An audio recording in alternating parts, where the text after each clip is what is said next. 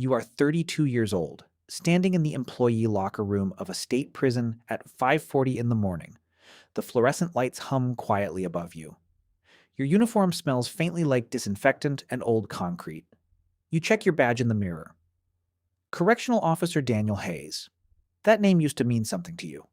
Now it mostly means 12-hour shifts, mandatory overtime, and a paycheck that disappears before the end of the month. You didn't grow up dreaming about working in a prison, but life has a way of narrowing your options. Student loans, your mother's medical bills, a mortgage that seemed manageable 3 years ago. Now every month feels like you're trying to hold water in your hands. And prisons are strange places to work. Not because of the violence. You expect that.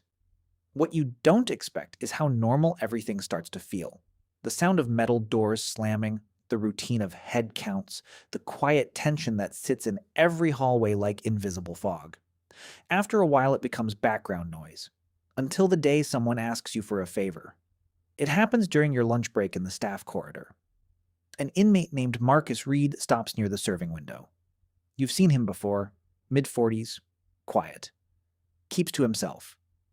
10 years into a 15-year sentence for armed robbery. He waits until no one else is close before speaking. "Officer Hayes," he says calmly, "I need you to move something for me."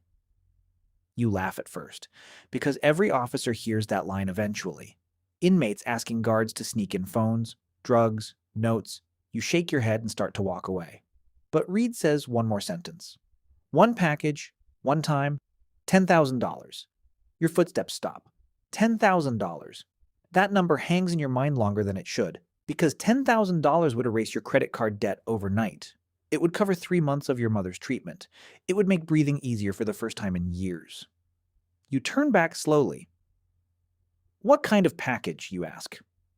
Reed shrugs. "Something small." That's the first rule of bad decisions. They never sound big at the beginning. The next morning, you find the package in your car. No note, no instructions, just a small sealed envelope tucked under the driver's seat. You stare at it for a long time before touching it. It weighs almost nothing, but it feels heavier than anything you've ever carried. The plan is simple, too simple. You bring the envelope inside during your shift. Walk it past 3 security checkpoints you've passed 1,000 times before. Then slip it under a mattress in cell block C, Reed's cell. No cameras inside the cell, no witnesses. 10 seconds of risk, $10,000 waiting afterward. All day your mind runs through worst-case scenarios. Random searches, unexpected inspections, another officer noticing something in your pocket. But none of it happens, because routine is the prison's most powerful illusion. Everyone assumes the system is working, until it isn't. By 7:10 p.m., your shift is nearly over. The envelope is still hidden in your jacket pocket. Your heart beats harder with every step down the corridor. Cell block C smells like detergent and stale air. Inmates sit on their bunks watching television through the bars. Some glance up as you walk past. Most don't. Reed is waiting inside his cell. He doesn't speak, doesn't even look directly at you. He simply lies on his bunk reading a paperback book. You stop at the bars, check the hallway, empty. Your hand moves automatically. Open the door. Step inside. Slide the envelope under the mattress. Close the door again. 10 seconds. Just like he said. You walk away without looking back. For the next 2 hours, nothing happens. No alarms, no supervisors calling your name, no sudden searches. By the time you clock out, the fear has almost faded. Maybe it really was that simple. Maybe the system really is that blind. You reach your car in the staff parking lot. The sun has already set. Your phone buzzes. A message from an unknown number. Check your glove compartment. Your hands shake slightly as you open it. Inside is a thick stack of cash. $10,000. Just like promised, you should feel relief. Instead, you feel something else, because the moment you close the glove compartment, you realize something important.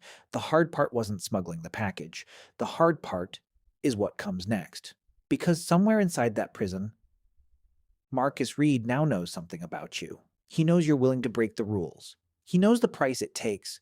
And in a place where information is the most valuable currency, That knowledge is worth more than any envelope.